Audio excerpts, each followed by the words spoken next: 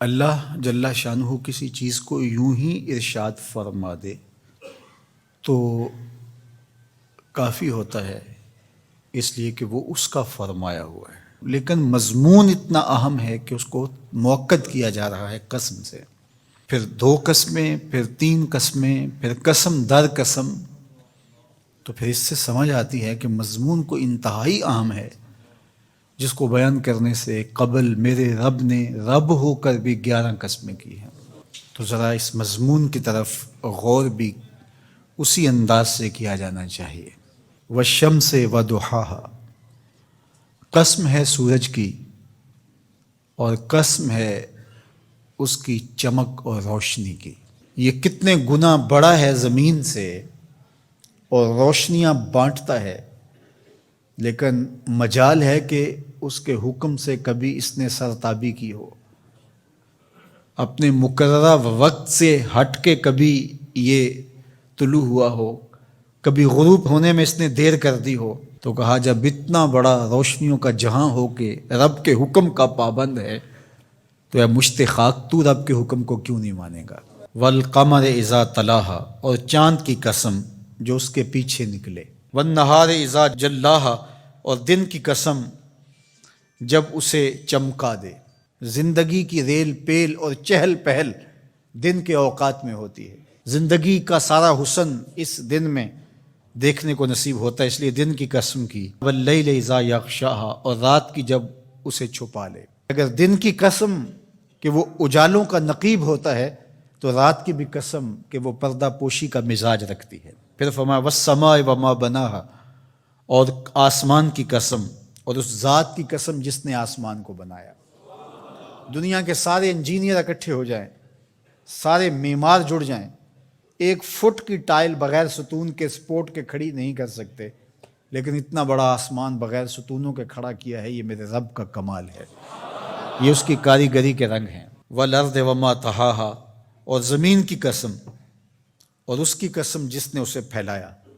اگر آپ اپنے اطراف میں غور کریں تو آپ کو سب کچھ زمین سے حاصل ہوا دکھائی دے گا۔ یہ جس قالین پہ آپ بیٹھے ہیں، یہ کپاس جہاں سے اگی تھی تو وہ زمین ہے، یہ سنگ مرمر یہ بھی زمین سے نکلا ہے، یہ جو ہے وہ درخت سے لکڑی برآمد ہوئی تو وہ بھی زمین سے نکلا۔ آپ اپنے لباس پہ غور کر لیں، یہ کپڑے ہمیں کہاں سے ملے ہیں؟ یہ کپاس زمین سے ہوگی، بلکہ انسان کا اپنا خمیر مٹی سے بنایا گیا ہے۔ تو زمین اللہ تعالیٰ نے بنائی اور ہمارے نفع کے لیے بچھا دی، تو قسم ہے زمین کی اور اس کی جس نے زمین کو پھیلایا۔ وَنَفْسٍ وَمَا سَوَّاهَا، اور قسم ہے نفس کی، جان کی، اور اس کی جس نے اس کے اعضاء کو توازن بخشا، حسن دیا، برابر کیا۔ فَأَلْهَمَهَا فُجُورَهَا وَتَقْوَاهَا، پھر الہام کیا اس کو، نیکی کیا ہے، بدی کیا ہے، یہ اس کو ہم نے عطا کر دیا۔ یہ کسی کالج میں، کسی یونیورسٹی میں، کسی استاد کے سامنے زانوِ تلمذ نہ بھی طے کیے ہوں، کہیں نہ پڑھا ہو، اسے پھر بھی پتہ ہے کسی کا مال چھیننا بری بات ہے، دیوار رکھتے ہوئے ہمسائے کے 2 انچ دبا لینا اچھی بات نہیں ہے، یہ کہ میں تو کسی استاد کے پاس نہیں گیا اس لیے میں نے اس کے پلاٹ پہ قبضہ کر لیا، تو یہ نہیں ہے۔ انسان کی فطرت میں یہ چیز ہے۔ حضور علیہ الصلوۃ والسلام سے پوچھا گیا کہ حضور گناہ کیا ہے، تو فرمایا ما حاک فی صدرک، جو تیرے سینے میں کھٹکے اور تو اس بات سے ڈرے کہ لوگ اس پہ مطلع نہ ہو جائیں۔ اللہ نے الہام کر دیا، اس کے اندر یہ چیز ڈال دی ہے، اسے پتہ ہے اچائی کیا ہے، اسے پتہ ہے برائی کیا ہے، وہ اچھی تمیز رکھتا ہے، لیکن اس نے مزید کرم کیا راہیں اجالنے کے لیے، ایک ایک جزی کو واضح کرنے کے لیے پیغمبر بھیجے، کتابیں نازل کی تاکہ کوئی حجت باقی نہ رہے کہ مجھے پتہ نہیں چلا تھا۔ 11 قسمیں کر کے فرمایا قد افلح من زکاہا، جس نے اپنے اندر کو ستھرا کر لیا وہ کامیاب ہو گیا، جو رذائل سے بچا، جو برے افعال سے اپنے آپ کو بچاتا ہے وہ ستھرا ہو گیا۔ وقد خاب من دساہا، اور خسر و نامراد وہ ہوا جس نے میلا کچیلا کر لیا، گناہوں سے اپنے آپ کو برباد کر لیا۔